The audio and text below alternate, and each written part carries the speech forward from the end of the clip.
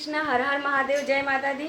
बहुत ही प्यारा एक भजन लेके आई लीजा। भजन कहाँ है यार, अथुआ है ना, कजरी गीत है ना। हाँ, कजरी गीत लेके आई लीजा। आप लोग ध्यान से सुनी, फूल बाज करके सुनी। कहाँ से कि भजन मुंह से, भजन गावत गावत भजन ही मुंह से निकल गला। लेकिन अभी तो कजरी का समय चला था ना, एक खाती कजरी गीत गावे जाती। एक पति पत्नी के बीच का, जब पति परदेश चल जाती हूँ तो एक पत्नी अपने मन से पति के वियोग में का कहती, ध्यान से सुनी जा। आप लोग बताइए कैसा लगा। हम त सारी रात गीला तरैया पिया आवे ना हैया पिया ना। हम त सारी रात गीला तरैया पिया आवे ना हैया पिया ना। जब ले गईला विदेश नाही भेजला संदेश। जब ले गईला विदेश नाही भेजला संदेश।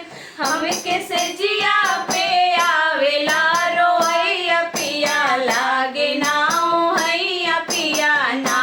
हमके से जिया पे आवेला रोइया पिया लागे ना हैया पिया ना। हम त सारी रात गीला तरैया पिया आवे ना हैया पिया ना। जब आवे तो हर सूद सैया रोईला खूब। जब आवे तो हर सूद सैया रोईला खूब। जेई जेवना त छूटेला रोइया पिया आवे ना हैया पिया ना। जेई जेवना त छूटेला रोइया पिया आवे ना हैया पिया ना। हम त सारी रात गीला तरैया पिया आवे ना हैया पिया ना।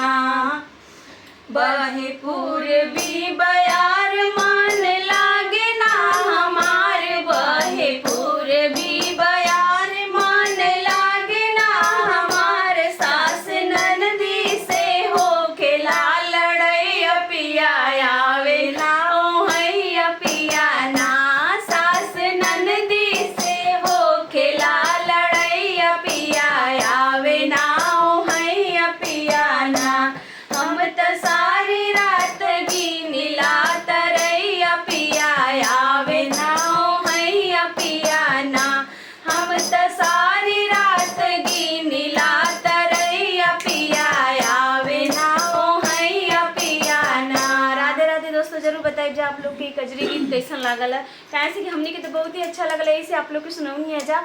आप लोग भी सुननी है और बताएं कि कमेंट में जरूर बताइए, जब बताएं मत भूलिए जा। एक बात कह चाहता नहीं कि फुल सपोर्ट जरूर करब लोग। काहे से कि फुल सपोर्ट नहीं कि लोग करत, बिल्कुल सपोर्ट फुल तो का बोली बिल्कुल सपोर्ट नहीं के मिलत। तो आप लोग के सपोर्ट के हमन दोनों बहन के बहुत जरूरत है।